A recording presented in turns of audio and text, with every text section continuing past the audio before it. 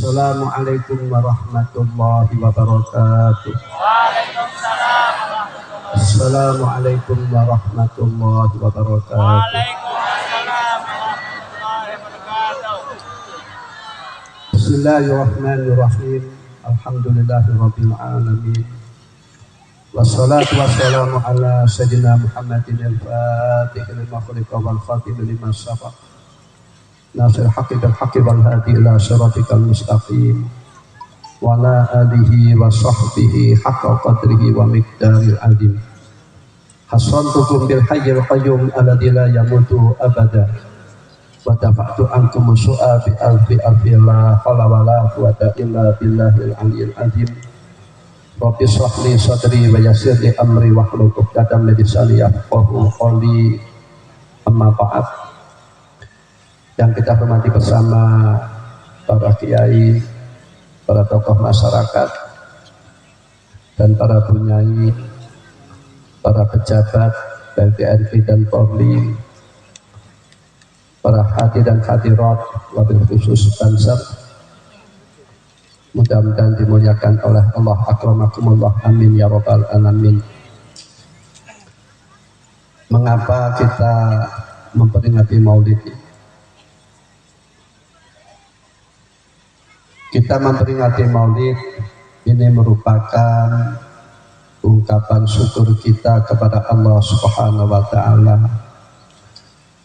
dan terima kasih kita kepada Rasulullah Sallallahu Alaihi Wasallam karena beliau sangat berjasa bagi manusia minal awalin wal akhirin.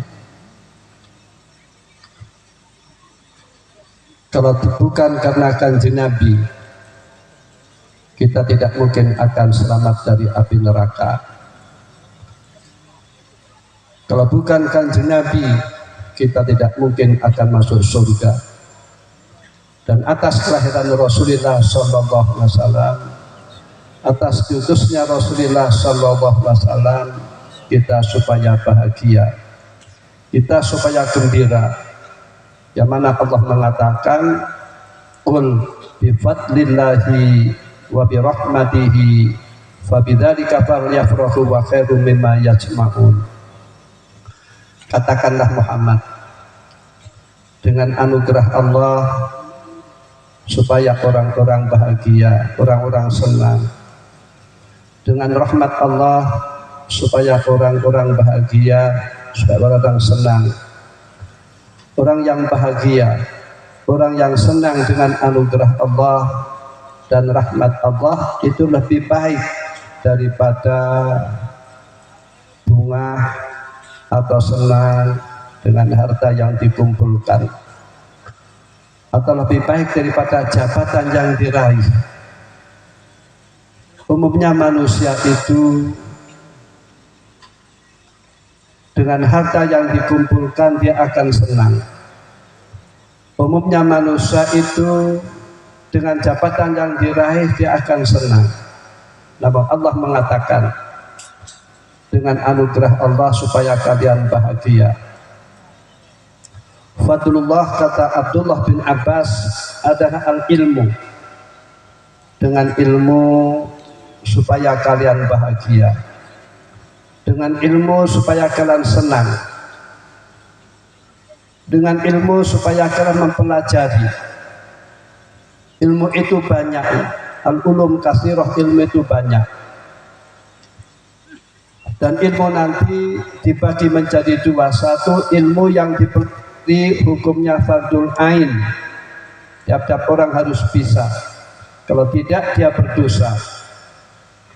Dan kedua, ilmu yang dipelajari hukumnya fardul kifayah, yang mana ilmu tersebut untuk kemaslahatan manusia, kemaslahatan ammah, untuk kebaikan masyarakat,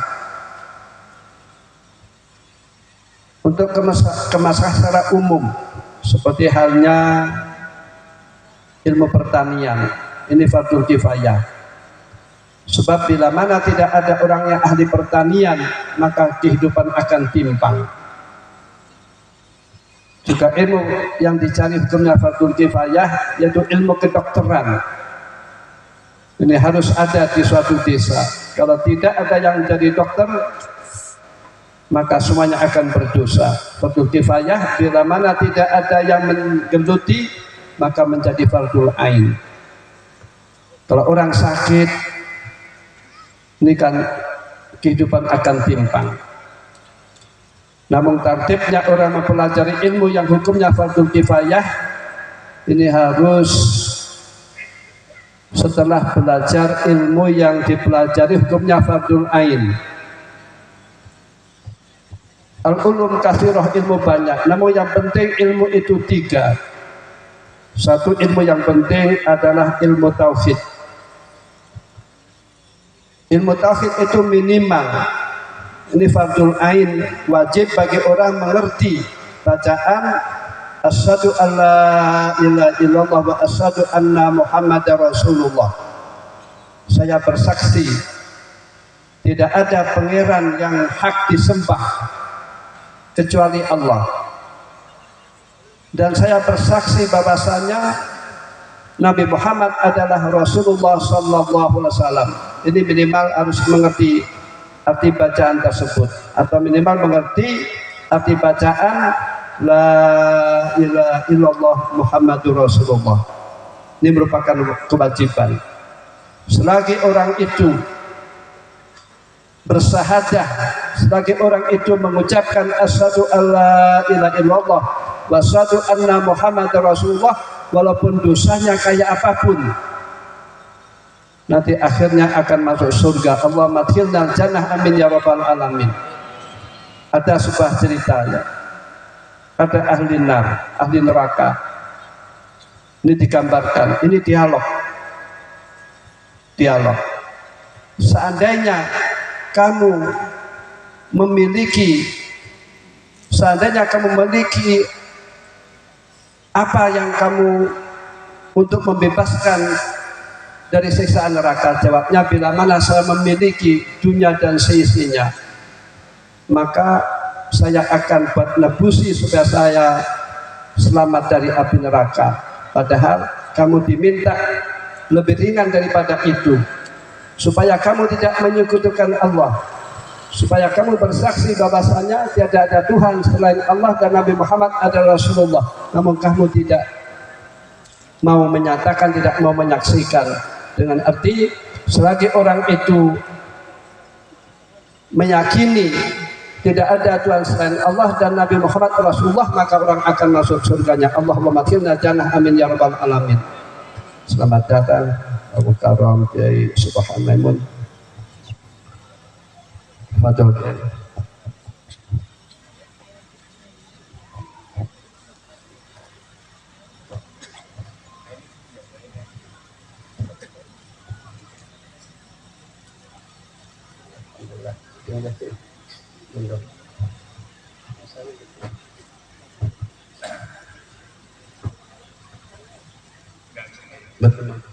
Dari ilmu yang kedua yang penting adalah ilmu fikih. Ilmu fikih itu minimal orang harus mengerti bagaimana cara wudunya, bagaimana cara sholatnya, bagaimana cara menyucikan najis. Terus mengerti cara sholat. Atau ada ulama yang mengatakan kalau Rasulullah SAW talabul ilmi faridatun ala kulli muslim, mencari ilmu sangat diperlukan oleh Allah bagi tiap orang Islam. Wa ilmul hal, dengan arti kalau orang haji dia wajib mengerti ilmu haji supaya hajinya benar. Kalau dia umrah dia wajib mengerti ilmu tentang umrah supaya umrahnya sah. Kalau dia sholat dia wajib mengerti ilmu tentang sholat, syaratnya sholat dan rukunnya dan apa yang batalkan supaya sholatnya sah. Tentu ilmu fikih luas. Dan ilmu yang ketiga yang penting adalah ilmu tasawuf. Ilmu tasawuf itu yang penting orang harus mengerti sifat-sifat al-muhlikat dan sifat-sifat al-munjiyat. orang supaya mengerti tentang keburukan-keburukan untuk dijauhi, seperti halnya sahabat Hudzaifah bin Yaman radhiyallahu anhu. Beliau dalam mencari ilmu tidak seperti sahabat yang lain. Sahabat yang lain dalam mencari ilmu yang dicari tentang kebaikan-kebaikan. Namun sahabat Hudzaifah bin Yaman justru dia mempelajari tentang keburukan-keburukan, tujuannya dijauhi. Tujuannya dijauhi. Beliau mengatakan, man la ya'rif syarra yaqa' fi. Orang yang tidak mengerti keburukan-keburukan, maka dia akan melakukan keburukan-keburukan. Jadi harus mengerti tentang al-muhlikat, sifat-sifat yang merusak seperti sombong atau takabur, seperti hasad, iri, dengki, seperti riya, seperti ujub merasa hebat, merasa hebat. Padahal semuanya itu merupakan pemberian dari Allah Subhanahu wa Ta'ala.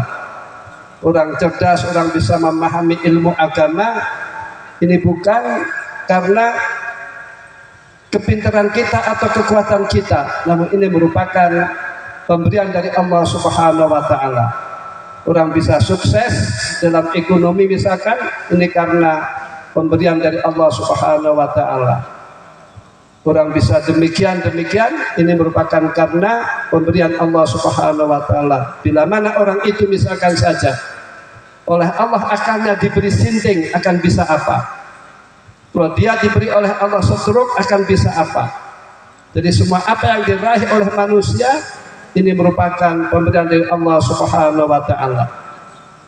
Dan orang harus mengerti sifat yang menyelamatkan, sifat al-munjiyat, seperti ikhlas, seperti tawadu, andab asor, dan seterusnya. Ini orang harus mengerti, sebab ibadah itu akan diterima oleh Allah bila mana dia ikhlas. Jadi fadlullah, kata Abdullah bin Abbas, adalah ilmu. Maka dengan ilmu supaya kita memperhatikan, kita mempelajari. Orang itu mulia dan tidaknya ini hubungannya dengan ilmu yang membuahkan takwa kepada Allah Subhanahu wa Ta'ala. Disinilah pentingnya kita memondokkan anak. Disinilah pentingnya kita masukkan anak di madrasah supaya akhlaknya baik, supaya adabnya baik, supaya orang atau anak bermodalkan takwa kepada Allah Subhanahu wa Ta'ala. Kalau orang itu takwa, segala urusannya akan dimudahkan oleh Allah Subhanahu wa Ta'ala. Kalau orang itu takwa, rizkinya dimudahkan oleh Allah Subhanahu wa Ta'ala sehingga tidak terduga-duga. Kalau orang itu takwa, orang akan dimuliakan oleh Allah Subhanahu wa Ta'ala. Sebab kemuliaan itu bukan karena jabatan, bukan karena harta, bukan karena nasab. Namun Allah mengatakan, inna akramakum indallahi atqakum. Sesungguhnya yang paling mulia di sisi Allah adalah orang yang paling takwa.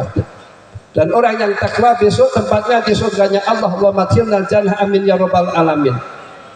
Dan orang yang memondokkan anak, rizkinya dimudahkan oleh Allah Subhanahu wa Ta'ala.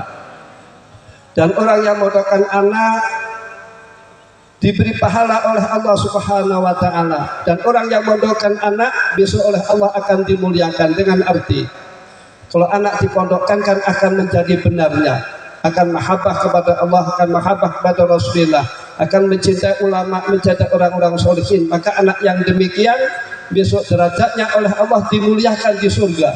Maka anak yang demikian akan mengajak kepada orang tuanya di surga di derajat yang lebih mulia. Allahumma adkhilna jannah, amin ya rabbal alamin. Inilah pentingnya kita memondokkan anak. Orang memondokkan anak, orang tua akan dimuliakan fi dunya wal akhirah. Dengan arti ada contohnya. Ada santri, anaknya orang biasa, lantas anaknya alim. Nah, ketika anaknya itu hadir di majelis pengajian, terus bapaknya ikut, padahal bapaknya itu orang awam, orang bodoh. Ketika anaknya diciumi tangannya, ketika musyawarah, ketika salaman diciumi tangannya, ini bapaknya itu katut diciumi tangannya, disangkanya alim. Jadi orang mondokan anak di dunia itu menjadi mulianya, di akhirat pun akan menjadi mulianya. Inilah pentingnya kita memperingati Maulid ya. Tujuan kita untuk meniru akhlak-akhlak beliau, dan tujuan kita yaitu untuk melaksanakan sunnah-sunnah beliau. Kita memperingati Maulid pula tujuan kita supaya kita banyak memperbaca sholawat. Orang yang banyak memperbaca sholawat, ini orang tersebut akan berhak mendapatkan syafaat Rasulullah sallallahu alaihi wasallam. Allahumma rzuqna syafaat Rasulullah sallallahu alaihi wasallam. Tidak diragukan. Kalau orang mendapatkan syafaat Rasulullah akan dimasukkan di surganya Allah. Allahumma adkhilnal jannah.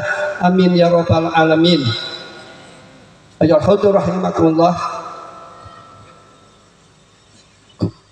Tujuan kita mengadakan Maulid ini supaya kita melaksanakan sunnah-sunnah beliau, yang mana beliau bersabda, man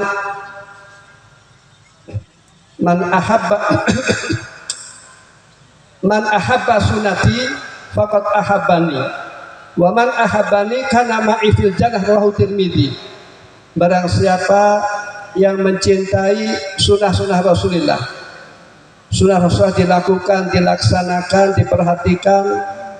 Tentu sunnah Rasulullah banyak, tidak mungkin dikupas di sini. Berarti orang tersebut mencintai Rasulullah. Dan barang siapa mencintai Rasulullah, maka orang tersebut besok akan dimasukkan di surganya Allah. Allah madkhilnal jannah, amin ya rabbal alamin. Itu tujuan kita Maulid, kita yaitu melaksanakan sunnah-sunnah Rasulullah, dan kita mahabbah kepada Rasulullah, mencintai Rasulullah. Maka yang demikian akan membuahkan kita semuanya akan dimasukkan oleh Allah di surga bersama Rasulullah sallallahu alaihi wasallam. Itulah kami sampaikan, kurang lebih mohon maaf. Assalamualaikum warahmatullahi wabarakatuh.